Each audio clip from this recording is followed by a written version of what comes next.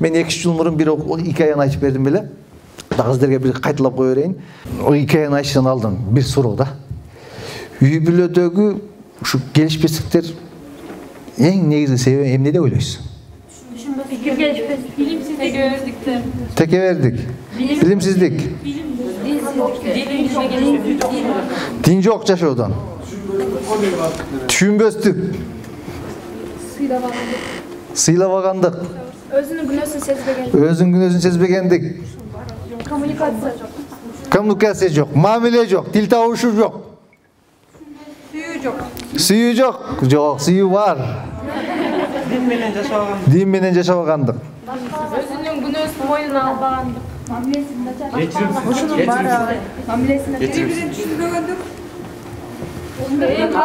Ушунун баары эле диндин жоктугу да.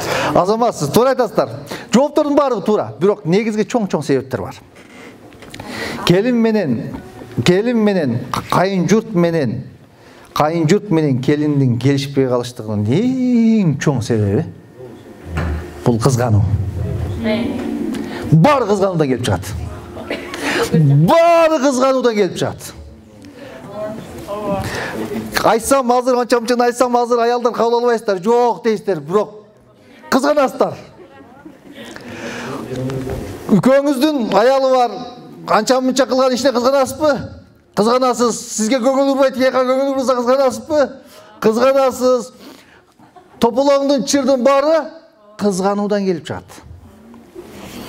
Аял затынын табияты экен, кайнененин табияты экен, кызганат экен. Элестетип көрүңүз, 20 жыл бакса, бөпөлөсө, алтыным, чырагым күн сайын апа деп турса, күн сайын тапканын 20 сом ашып калса апа деп апасына берип турса, 20 жыл, 25 жыл ушинтип жашады. Анан бир күн эле мо комнатага кирген бойдон эле чыкпай койсо. Биягы күйүп күл болбодубу? Туурабы? Мен менен бир жигит ушинтип талашты. Жок, апалар кызганбайт дейт. Жок, кызганат десем, жок, кызганбайт. Анан ойлонуп отуруп, мен сага бир мисал келтирейин деп анан мисал келтирдим. Ушинтип айтсам, хикаяны айтып бүткөндөн кийин айтат, устаз туура айтасыз дейт. Бул менин жашоомдо болду дейт, менин жашоомдо гана айтып атасыз дейт. Базарга барам дейт, ар дайым базарга барам дейт. Базардан 10 сом ашса апам алып келип берем дейт. 20 сом ашса апам алып келип берем дейт. Эмне ашкан болсо апам алып келип берчүмүн дейт да. Үйлөнгөндөн кийин дейт ошол ашкан акчаны келинчегиме бере турган болдум дейт. Бир күн эшиктин астында олтурсам дейт, бир туугандарым апам менен сүйлөшүп атат дейт. Мол тагдыр үйлөнгөнгө чейин базарга барса, сөзсүз 10 сом, 20 сом мага алып келип берчи. Үйлөнгөндөн бери бербей калды, келинчегине бере турган болуп калды деп айтты дейт. Анан кийин жүрөгүм зырылдады дейт. Эртеси күн базарга бардым дейт. Анан 40 сом ашырып келдим, анан кийин эшиктен кирип апама бердим дейт. Апа, келинчегим көзүнчө бердим дейт. Келинчегим бөлмөгө киргенден кийин эми мага айтат дейт, ушул 40 сомду апаңа бербейли, мага берсең болбойбу? Апаң 40 сомго муктаж беле? Келинчегим дечи, ошо 40 сомду апама бергениме дейт, нааразы болуп атат дейт да. Анан ушинтип ортодогу чыр башталды дейт. Айтайын дегеним, кызганыч ушунчалык күчтүү. Барыбыз эркектер да кызганат, жада калса. Адам баласынын табияты. Жеңеме карап булуп кетти, сыйкырлап алды, дубалап алды дегендердин баары ушул жерден келип чыгат. Кызганычтан улам жакшыраак тияка көңүл буруп койгон, сыйкырлап алган болот. Дубалап алган болот, байлап алган болот. Бакшыма бакшы жүрөт, ал жака акча төлөп, бул жака акча төлөп жүрөт. Эмне? Байлап алды. Башын айландырып алды, дубалап алды, кара дуба менен окутуп алды. Ошентип эле жүрөбүз. Эмнеге? Ушулардын баары келип чыккан нерсе кызгануу. Тажикстандан бир бала менен окудум. Апам 35 жашында атам өтүптүр дейт. Карындашым экөөбүздү апам бакты дейт. Турмушка чыккан жок дейт. Азыр 60-ка чыкты дейт. Карындашым экөөбүздү апам бакты дейт. 23-кө 24-кө чыкканда апам мени үйлөдү дейт. Мен үйлөнгөн жокмун дейт, апам үйлөдү дейт. Жакын туугандардын бирин кызын тапты дейт. Мо кызга үйлөнөсүн деди дейт. Үйлөндүм дейт. Аялыма болгон бир сүйүү, бир мээрим жок дейт. 2 жыл ушинтип сүрдүк дейт. Мамиле жөн эле кирди чыкты. Мал сыяктуу. Комнатага кирем, секирем. Шунтип жашагым шунтип өттү дейт. Мал сыяктуу дейт. Сүйлөшпөйбүз дейт. Мал дейт. 2 жылдан кийин балалы болдук дейт. Сүйүү күчөдү дейт. Бала болуп төрөлгөндөн кийин ортобузда сүйүү күчөп кетти дейт. Сүйлөшө баштадык дейт. Келинчегим менен сурай турган болду дейт. Мурун неге мынтип сүйлөбөйт элеңиз? Деп менен сурайм. Мен андан сурайм, сен неге мындай мамиле кылбайт элең деп. Мамилебиз окмуш. Сүйүү ушунчалык күчөдү дейт. Мамиле өзгөрө баштады дейт. 2 жыл аялым менен мамиле мал сыяктуу жашадым. Карындашым менен апам менен мамилебиз укмуш дейт. Сүйүү күчөп баштагандан кийин апамдын мага болгон мамилеси өзгөрө баштады дейт. Карындашымдын мага болгон мамилеси өзгөрө баштады дейт. Күчөп олтуруп 2 комната үйүбүз бар дейт. Апам менен карындашым бу комнатага кирет, үйгө кирет, бу комнатага кирип кетет. Мен келинчегим экөөбүз бу комнатага киребиз, бири-бирибизге саламдашпайбыз дейт. Ушул даражага жеттик дейт. Аялыңдын айтканын кыласың, тапканыңды бересиң деп айта берип, кетир дейт, мен кетирбейм деп олтуруп, шу 2 комнатада жашайбыз дейт. Бири-бирибизге салам бербейбиз, башка-башка чай иче турган болдук дейт. Каяктан келип чыкты? 2 жыл татынакай жашабады беле? 2 жыл жашоо сонун болбоду беле апасы менен атасы менен? Качанда сүйүү күчөдү, бул жерден маселе келип чыкты. Кызгануу ушунчалык күч. Кайнененин табияты.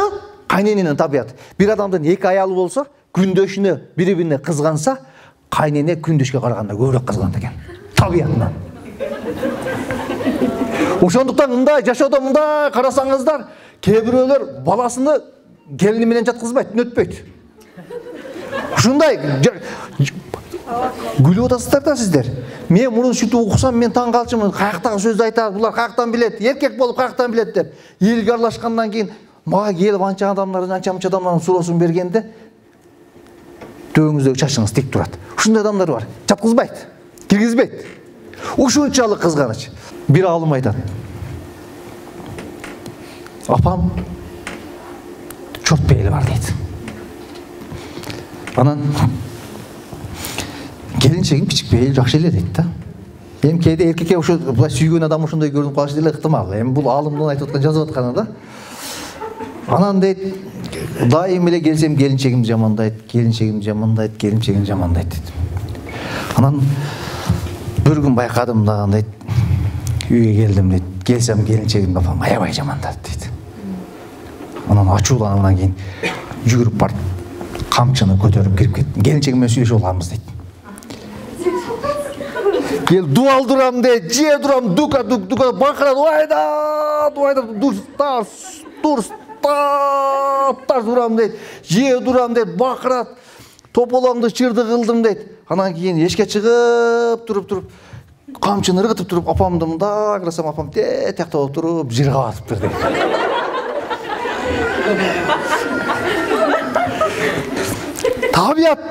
Табият, каалайсызбы, каалабайсызбы, кээде мээде күлүп отуруп аз жаман көрүп атасыңар ушу кайненемче. Кээде силер ушул нерсени кыласыңар. Өзүңөр барып туруп күлөп, агаңды, иниңди күлөп бир уруштуруп коесуң дагы. Жайладыңбы деп коюп, өзүңчө биякта ичиңерде жыргайсыңар. Эмнеге кызганычта, кызганат, ушунчалык кызганат. Кызганычтан улам анан ушундай келишпестик. Саясат. Үй бүлөдөгү бул кадимкиде мамлекеттеги саясат бар го, үйдөгү саясатта кудум ушундай саясат жүрүш керек. Эркек менен аял кадимкиде саясат жүрүш керек. Бул жерде көрдүңүздөр, маселени чечти. Эмнеге? 2 жолу, 3 жолу ушундай кылып койсо, кайнене кайра баласын жемелей баштайт. Балам бери кел. Жетишет. Ашча кетпе. Эмне болуп атасың? Токтот. Кайра бул жака ойт энечи. Анан маселе жок, уже маселени чечсе болот. Маселени чечүүнүн жолдору бар. Жеңил, желпи, бул түшүнүк да, психология. Буга эмне жагат, кайненеге эмне жагат. Акырын. Кээде бир эле жамандыгын көрсө,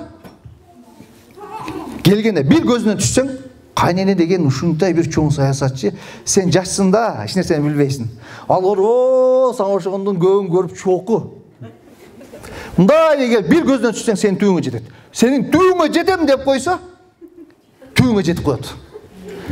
Ушундай алар түйүңө жетем десе түйүңө жетип коет. Кадимгидей. Мен билем кээ бир үй-бүлөлөрдү ушинтип. Баласына келин алып берди. Келини төрөбөй канча жыл акыры а деп бу деп кетирди. Башка бир келинди өзү таап берди. Өзү таап берди. Кызды ким тапты? Өзү тапты, кайнене өзү тапты. Мен сага таап берем деп келин тапты да. Келин биринчи үйдөн киргенде эле жүгүн деген экен, оронгон кыз экен, жүгүнбөй коюптур.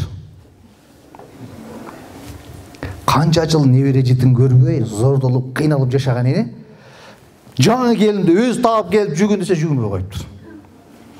Жүрөгү чыз деп калыптыр да. Анан бир жылдан кийин төрөлү. Анан чай кылып, ысык чайын алып келсе деле жакпайт экен, тамагын алып келсе деле жакпайт экен, тый кылса деле жакпайт экен. Канчалык кызмат, неберенин жытын жыттатса деле жакпайт экен да. Эмнеге? Келгенде жүрөгүнө бир ок сайгансың, түйүнгө жетем деген. Ошентип жүрүп келиндин түйүнө жетти. Кетирди. Небересин жаш баланы ойлогон жок.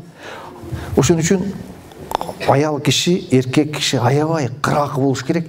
Кантип мамиле кылышын жолун билиш керек. Могу менен кантип мамиле кылыш керек, буга эмне жагат, эмне жакпайт. Мисалы үчүн, көңүл табуунун жолдорунун бири, мисалы үчүн белек берүү. Белек берсең эмне болот дейт? Белек берген сайын сүйүүңөр артат дейт. Кээ бир келиндер бар, үйдө кызмат кылбайт да. Алыста жүрөт. Бирок анча-мынча телефон чалып апа, акча салып койдум деп коет. Үйдөгү кызмат кылып аткан келин жаман, тет жакта жүргөн келин жакшы. Эмнеге? Ал саясатчы ал жаман эмес, ал саясатчы. Ал кантип көңүлүн табыштын, кантип жүрөгүнүн түбүнө жетиштин жолун билет. Белек жөнөттү. 2 жолу, 3 жолу, 2000 сомдон, 1000 сомдон, 3000 сомдон акча салып койду. Кайны келиндердин кимиси жакшы? Шаардагысы жакшы, акча салганы жакшы. Көңүлдө, мамиледе ушинтип адамдын түбүнө жетет. Айтайын дегеним мамиле. Качан бул нерсени оңдоп, качан ийгиликке жетебиз? Үй-бүлөдөгү саясатты жак туура түшүнгөндө, так түшүнгөндө, эмне кылып атканын, экөөңдүн эмне кылып атканыңды билгениңде. Кээде балдарыбыз даяр эмес, жигиттерибиз даяр эмес. Үйгө чыгып алып, анан кийин апасына мактана берет. Бүгүн базы келиним, келсеңиз келиним мындай кылды, анан келиниңиз тигиндей кылды. Ояк балса деле, келиниңиздин кылганы да, тамагын көрсөт деле, келиниңиздин кылганы да, ону кылса деле, келиниңиздин кылганы да. Кайненени талкалап өлтүрө турган болдуң го сен. Оягың өссөң деле аялыңды мактайсың, тияк отуңсуң аялыңды мактайсың. Ол ичинде эмне болуп атат? Күйүп атат, ал мактаган сайын ал жерге кайнап атат, аяк өссөң деле мактайсың, тияк өссөң деле мактайсың. Анан муну доолап алган турбайбы деп башталат. Андан көрөктү келатканда, келатат, ол келатат деп жүгүргөн, корккон сыяктуу көрсөтүп койгон болсоң, менин балам баатыр, кыйын. Келип атып башкарды көрдүңбү? деп коет. Табиатта айтайын дегеним, мен бакыт ордосуна мындай кирсеге бул баягы күнүмдүк жашоодогу табиаттар көп нерсеге кирип кетебиз. Барыңыздардан Алла разы болсун. Бар болуңуздар, бай болуңуздар. Барыңыздарга теңир ашчылык. Алла разы болсун. Барыңыздар бактылуу болуңуздар. Рахмат.